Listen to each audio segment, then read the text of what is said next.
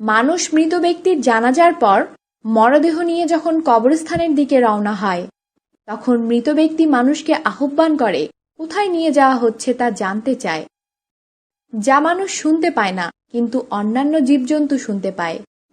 এ ব্যাপারে হাদিসে এসেছে, হযরত আবু সাঈদ খুদরি রাদিয়াল্লাহু আনহু রাসূলুল্লাহ সাল্লাল্লাহু আলাইহি ওয়াসাল্লাম থেকে বর্ণনা করেছেন।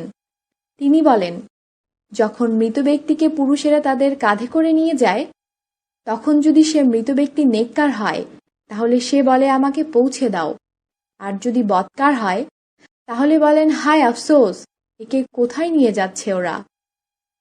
মানুষ ব্যতীত সবাই তার আর্তনাদ শুনতে পাবে, আর মানুষ যদি তা শুনত, তবে তারা বেহুশ হয়ে পড়ত।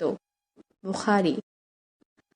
আল্লাহ তাআলা আমাদেরকে তার প্রিয় বান্দা হওয়ার তৌফিক দান করুন। আমিন।